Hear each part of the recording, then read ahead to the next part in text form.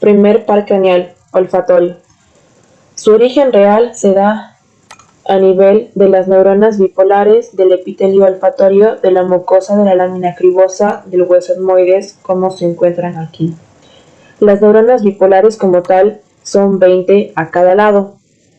Su origen aparente es a nivel de la cara inferior del bulbo olfatorio. Su función es netamente sensorial y como su función misma lo dice, se encarga de percibir el olor.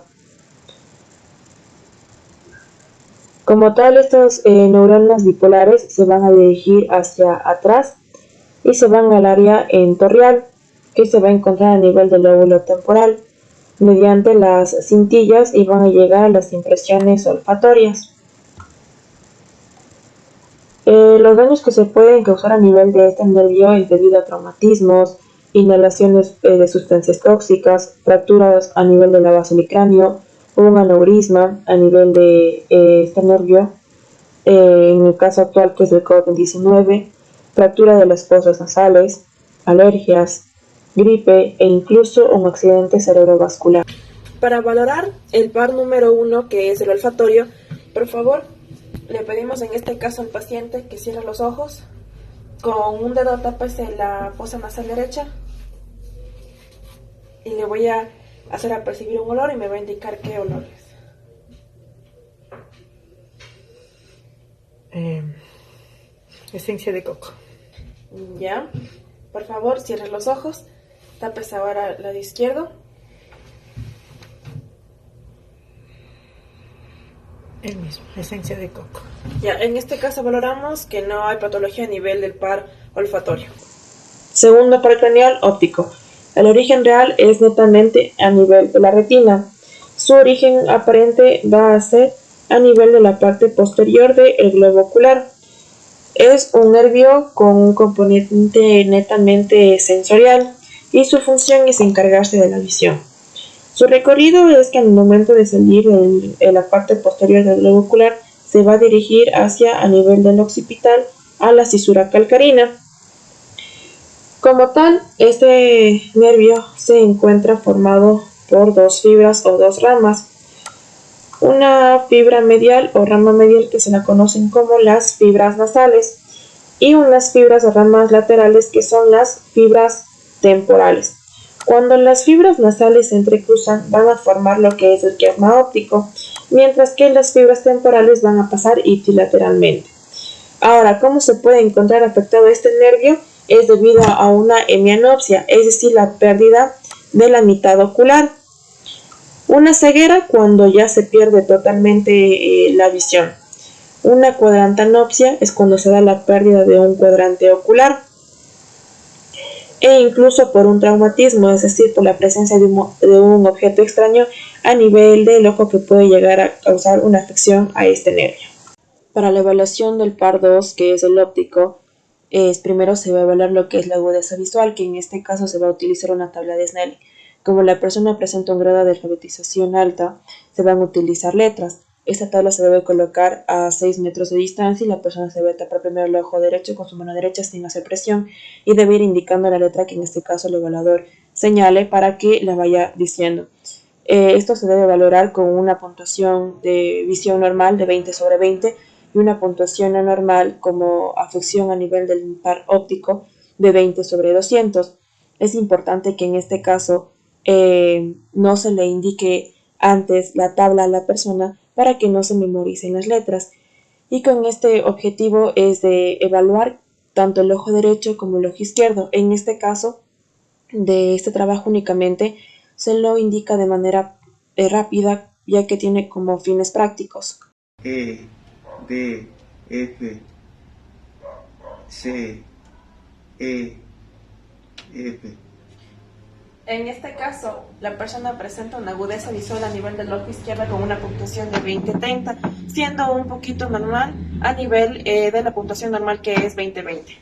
En este caso se va a evaluar lo que es la visión periférica. Para eso la persona o el paciente tiene que fijar su mirada a nivel de la frente y el evaluador va a colocar e ir sus dedos dirigiéndose hacia la parte de atrás, hasta que la persona deje de verlos tiene que decir ya, y asimismo se tiene que realizar con el otro ojo. Para de esta forma, si es que la persona presenta un ángulo de 180 grados, es decir, que presenta un ángulo de visión periférica normal. Que es el tercer par craneal, que es el oculomotor, comenzando con el origen real, que se encuentra en mesencéfalo, en los núcleos del mesencéfalo, y origen aparente, que es en la fosa interpeduncular. Las funciones que va a cumplir este par craneal va a ser la de movimientos oculares, la elevación del párpado y la miosis. Va desde el pedúnculo, el nervio se dirige primero anterior, lateral y un poco superiormente, y pasa lateral a la hipófisis clinoide, posteriormente al dorso de la silla del hueso esfenoide, según Hobble-Cake. El nervio penetra enseguida en la pared superior triangular del seno cavernoso. Después discurre de posterior a anterior en el espesor de la pared lateral del seno hasta la parte medial de la fisura orbitaria superior. ¿Cómo lo vamos a explorar? En el caso del ocular, vamos a tener, diciéndole al paciente que mire fijamente el objeto y que lo siga. Vamos a ver el recorrido de los ojos, que no haya ninguna anormalidad.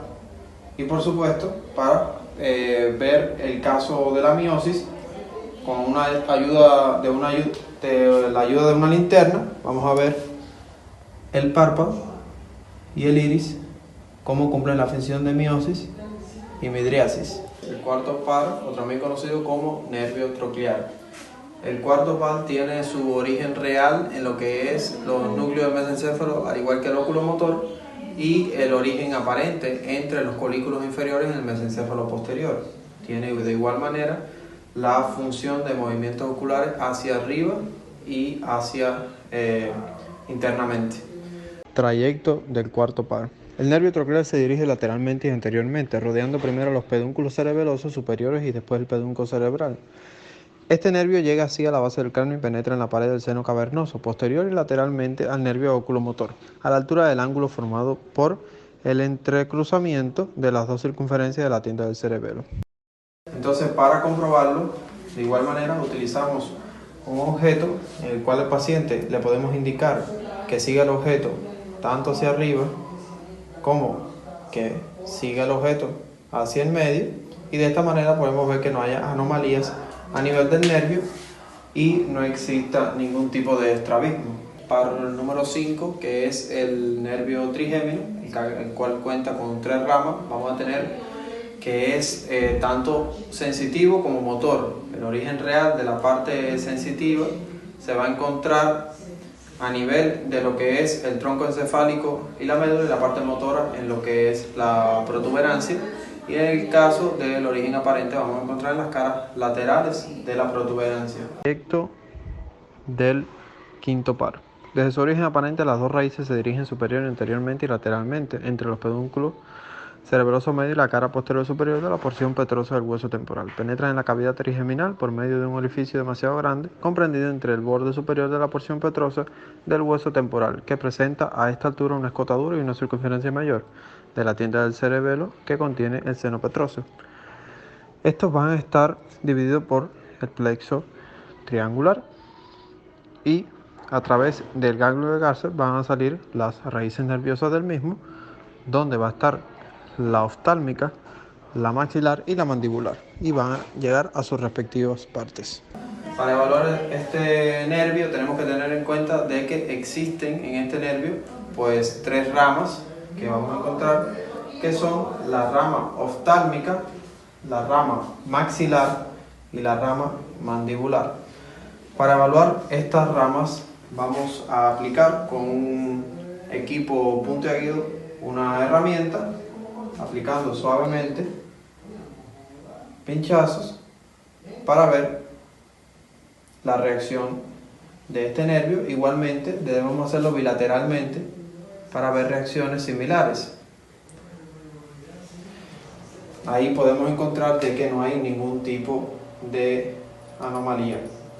Para el caso de la rama oftálmica se utiliza normalmente un hisopo para acercarlo y ver el reflejo solamente de acercamiento hacia los ojos y el cierre de los mismos al reflejo de acercamiento de un objeto extraño. Par craneal número 6, nervio abducens. Tiene un componente motor somático, núcleo de origen real. En la protuberancia se localiza a nivel de la parte más inferior del cuarto ventrículo. Origen aparente, fosita media y surco bulbo-protuberencial. Su función consiste en inervar el músculo recto externo o lateral del ojo. Recorrido. Se origina en protuberancia, después se dirige a la masa cerebral, atraviesa el seno cavernoso cerca del hueso esfenoides y su destino final es en el músculo recto externo del ojo. ¿Cómo se puede ver afectado? Se puede afectar debido a traumatismos, aneurismas e isquemias y puede dar como resultado la parálisis del nervio. ¿Cómo se evalúa? En este caso vamos a valorar el par número 6 o nervio abducens. Para ello le vamos a pedir a nuestro paciente que siga el dedo sin mover la cabeza, moviendo los ojos. Ya, en este caso, sin mover la cabeza, siga la dirección del dedo. Ya. Ahora con este ojo, sin mover la cabeza, sigue la dirección del dedo. En este caso podemos constatar que el reflejo no es patológico, puesto que el paciente puede mover los ojos a los extremos. El par número 7, también conocido como facial, tiene 3 tipos de fibras, lo que se le conocería como las fibras motoras, que se le conoce como el núcleo ambiguo, las fibras sensitivas, que serían parte del tracto solitario, y las fibras parasimpáticas, que estarían conformadas por 2 núcleos, que sería la salival superior y la lagrimal. Asimismo, tiene un origen en protuberancia en su segundo corte y tiene un origen aparente, que sería una fosita supraolivar. Cabe destacar que en lo que sería una función parasimpática y sensitiva, tendría un nervio intermediario que representaría a los dos, también conocido como nervio intermediario de Wisberg. Al momento de recorrer todo lo que se llama el acueducto del falopio del temporal, llegaría a lo que es la cuerda del tímpano, al tímpano, y de ahí saldrían 3 núcleos, formando asimismo sus fibras, que serían los siguientes: cuerda del tímpano, petroso superior mayor y por último nervio estapedio. Estos caben destacar que en su recorrido también se presentarían 3 ganglios importantes: el ganglio pterigopalatino, el ganglio submandibular y el ganglio propio del nervio 7, que sería el geniculado. En el caso de este tenemos muy importante lo que serían los músculos, como el occipito frontal, que sería fruncir el ceño de el ceño de la frente. Luego posterior tendríamos el supraciliar, que sería poder elevar los párpados. Asimismo tendríamos el orbicular de los ojos, que sería cerrarlos con fuerza, y en este caso nos apoyaríamos con los dedos intentando alzarlos. Si no se llega a obtener, entonces podría decir que es negativo. Y luego tendríamos el bucinador, que sería en esta parte sería frunir un poco el ceño de lo que sería a los laterales de la nariz, el orbicular de los labios, que simularía lo que es un beso, y por último el cigomático mayor, que simularía lo que sería mostrar los dientes o también sonreír. En este caso específico, cabe destacar que también se puede dar con una de las funciones muy importantes del par número 7, que sería la gustación. En este caso se utilizará un saborizante con la ayuda de una paleta. En este caso, para poder seguir con lo que sería la parte de la gustación, hay que destacar que el par número 7 tiene la gustación, inervaría la parte de los 2/3 anteriores de la lengua. Entonces le pediríamos al paciente que cierre los ojos, que saque la lengua lo más posible, y posterior, con la ayuda de una paleta, colocaríamos lo que es la sustancia en el tercio anterior de la lengua, y diríamos al paciente que no lo pegue contra el paladar, y posterior que diga qué sustancia acaba de probar. Azúcar. Par craneal 8, vestíbulo coclear, se encuentra ubicado entre bulbo y protuberancia. Presenta su origen real con 2 núcleos: núcleo coclear, que está formado por un núcleo coclear anterior y otro posterior; núcleo vestibular, que presenta un núcleo vestibular superior, inferior, medial y lateral. Origen aparente a nivel de surco bulbo-protuberencial y fosita lateral. Presenta 2 ramas: rama coclear, encargada de la audición, se dirige a la corteza auditiva primaria y el lóbulo temporal. Sube para conectarse con el tálamo y finalmente con el lóbulo temporal. Se pone en contacto con el ganglio coclear, llamado ganglio espiral de Corti, en la cóclea del oído interno, y forma así el nervio auditivo. Mientras que la rama vestibular, encargada del equilibrio, se origina en la neurona auditiva del oído interno, que está formado por conductos semicirculares, sáculo y utrículo. Se une con el ganglio vestibular, llamado ganglio vestibular de Scarpa. Este nervio, cuando está afectado, puede llegar a causar vértigo, mareo, hipoacusia y pérdida del oído. Para la exploración del par craneal número 8, que es el vestíbulo coclear, en este caso yo le voy a hacer chasquidos. Cuando me diga que deje de escuchar, me voy a detener.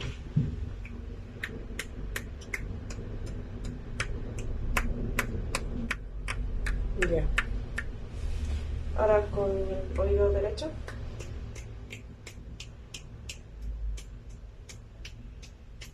Ya. Ya. También es importante identificar si es que no hay anomalías a nivel de la oreja. También reconocer si es que no hay la presencia de cera en exceso. A su vez, vamos a utilizar lo que es en este caso un diapasón para generar ondas sonoras. En este caso, este diapasón tiene 128 Hz. Voy a pegarle así y voy a ponerle a nivel de la parte posterior, a nivel óseo, es decir, en la apófisis mastoides. Cuando yo le coloque aquí y después le voy a realizar a nivel de la parte lateral, me va a decir en qué lugar escucha mejor.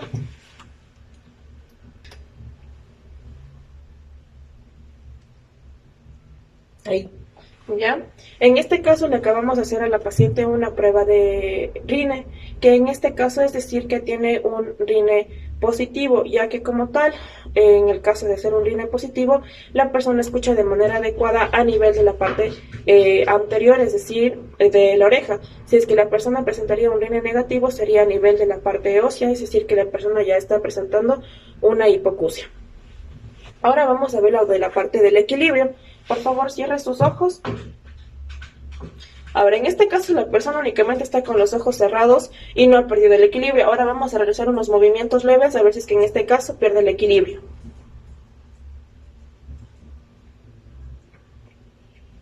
No.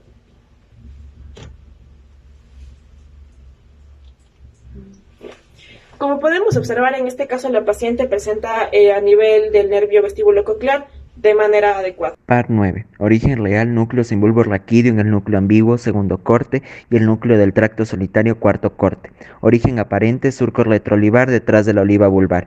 Función: da la sensibilidad, incluyendo el gusto, al tercio posterior de la lengua y también le da inervación sensitiva a la parte de atrás de la cavidad oral y a la orofaringe. Recorrido: salen las fibras parasimpáticas del paramediano posterior por el surco retroolivar detrás de la oliva vulvar, las fibras sensitivas del tracto solitario y las fibras motoras del ambiguo. Salen como un solo nervio hacia el agujero yugular o rasgado posterior ubicado entre el occipital y el temporal, y desde ese punto las fibras sensitivas se conectan con los ganglios superior de Ehrenreiter e inferior de Andersch. Luego emite ramos colaterales y ramos terminales. Al ingresar por el tercio posterior de la lengua, el par 9 va a dirigirse hacia los núcleos principales, los sensitivos, para hacer reaccionar al sistema nervioso central, pidiendo a las glándulas submandibular, sublingual, a través del par 7 y del par 9 con la parótida para la producción de saliva. Se puede ver afectado por lesiones supranucleares del tallo cerebral, del espacio subaracnoideo, en el foramen yugular y extracraneanas. Evaluación del par 9. Se debe explorar la sensibilidad de elevación del paladar blando, para lo cual le pediremos al paciente que abra la boca y diga A sostenido. Utilizando un bajalengua se observará la elevación del paladar blando y a la úvula en la mitad, y para el reflejo nauseoso se estimula las paredes laterales de la lengua observando la contracción. 10º par craneal, nervio vago. Este nervio tiene un componente motor, sensitivo y visceral. Núcleo de origen, núcleo ambiguo, tracto solitario y núcleo dorsal del vago. Origen aparente, surco retroolivar. Inervación: tercio posterior de la lengua, pabellón de la oreja, tráquea, pleuras, pulmones, pericardio, esófago, hígado, intestinos, músculos de la faringe y la laringe. Trayecto: este nervio tiene un trayecto largo que va desde su origen en el bulbo raquídeo hasta recorrer las cavidades y vísceras del tronco. Después de salir del bulbo, se dirige hacia el foramen yugular para salir del cráneo. Luego atraviesa la región cervical, el tórax y la cavidad abdominal. En su recorrido se relaciona con el tejido que se ubica por debajo del aracnoides y el glosofaringio. Pasa por la carótida interna y la yugular interna. Después forma el ganglio plexiforme que se une con el hipogloso. Además, por su recorrido, en el lado derecho del cuerpo pasa por la carótida primitiva, la subclavia, el tronco brachiocefálico, la tráquea y el bronquio derecho. En cuanto a su trayecto por el lado izquierdo, presenta relación con el callado aórtico, la carótida primitiva izquierda, parte de los pulmones y el bronquio izquierdo. Finalmente, en el abdomen llega a la región del hígado y la porción gastrointestinal. Ramas principales: rama auricular, rama faringea, laringio superior, ramas cardíacas, rama cervical inferior, nervio laringio recurrente. ¿Cómo se afecta este nervio? Debido a las funciones que cumple cuando el nervio vago se afecta, podemos encontrar grandes disfunciones en el cuerpo, ya que tanto la comunicación oral, el gusto, corazón, esófago, laringe y faringe se encontrarían alterados por la falta de inervación motora, visceral y sensitiva. ¿Cómo se evalúa el nervio? Para ello le vamos a solicitar a nuestro paciente que abra la boca y con un bajalenguas vamos a bajar la lengua. Estira la lengua, por favor. Vamos a bajar la lengua y vamos a pedirle que diga A. En este caso notamos que la úvula no se desvía hacia ninguno de los lados, por lo cual no existe ningún reflejo patológico. Ahora, cierre la boca, por favor. Vuélvala a abrir. Vamos a provocar lo que es el reflejo nauseoso en nuestro paciente y le vamos a pedir que hable. Aló. Ya, en este caso notamos que no existe ningún cambio en la voz, por lo cual el nervio se encuentra correctamente. Par 11. Origen real. Raíz vulvar, núcleo ambiguo, raíz medular, 3 núcleos de origen. Motora, núcleo del accesorio en asta anterior medular, sensitiva en los ganglios espinales y vegetativa, nacen de la columna intermedio lateral de la médula. Origen aparente, surco retroolivar y asta anterior de la médula. Función: permitir el movimiento e inervación de los músculos externos como esternocleidomastoide y de las 3 porciones del músculo trapecio. Recorrido: la raíz espinal y medular se unen y se forma un solo nervio accesorio y atraviesa el agujero yugular, pasa por la cavidad craneal y en el agujero magno va a pasar por detrás de la arteria vertebral. El ramo interno del par 11 se une al par 10 mediante el ganglio plexiforme para ir a la faringe, laringe y velo del paladar, y un ramo externo que baja para dirigirse a la musculatura del cuello, al músculo esternocleidomastoideo y del hombro al trapecio. Estos ramos van a estar en relación con la arteria cerebelosa infero-posterior, atravesarán el conducto vertebral detrás de los ligamentos dentados. Evaluación del par 11 o accesorio. Se pide al paciente que levante los hombros. Luego de nuevo se pide el levantamiento, pero esta vez se va ejerciendo presión, esto por parte del examinador, para evaluar el músculo trapecio. Luego se pide que gire la cabeza hacia el lado derecho e izquierdo, ejerciendo resistencia contra la mano del explorador para poder observar y palpar el músculo esternocleidomastoide. Por último, para evaluar el nervio de forma bilateral, se pide al paciente que incline la cabeza hacia adelante mientras el examinador ejerce resistencia desde la frente. El par número 12, conocido como hipogloso motor, tiene un origen real en bulbo raquídeo, exactamente en su cuarto corte. Tendría asimismo un origen aparente en la parte preolivar del bulbo y tendría una función importante que sería la utilidad de la lengua, la habla y la deglución. Esta saldría del núcleo, pasaría por el conducto óseo hasta llegar al conducto hipogloso del occipital. Asimismo, terminaría en lo que es la base del cráneo, al cuello, en la base del cuello, y tendría muchas relaciones, tanto en sus ramas colaterales, llegando a lo que son músculos tiroioideo, iogloso, estilogloso y genioioideo, y tendría ramas terminales inervando lo que son los músculos de la lengua. Cabe destacar sus comunicaciones importantes con el par número 10 debido al ganglio inferior y con el nervio propiamente dicho antes del lingual. En el caso de la evaluación del par 12, Que saque la lengua, que mueva hacia los lados, así posteriormente con la boca abierta, que él meta la lengua y toque el paladar con la boca abierta, y posterior, asimismo, evaluaríamos cerrando la boca, que mueva los laterales, haciendo que sobresalga sobre las mejillas, tanto el lado izquierdo como el lado derecho, y asimismo luego tendríamos otra función muy importante que se suele utilizar con la ayuda de una paleta para lenguas. Se pediría al paciente que saque la lengua y nosotros vamos a ejercer una presión hacia la parte inferior, mientras que el paciente intentaría elevar con la lengua lo que sería la paleta. Así tendría que ejercer fuerza para poder comprobarlo. Otra parte que importante es asimismo ejercer la fuerza asimismo del diferente lado sacando la lengua. Yo voy a hacer una fuerza hacia el lado derecho del paciente, mientras que el paciente intentará llevarla contra esta paleta. Luego posterior se le indicaría así de mismo del otro lado, el lado contrario.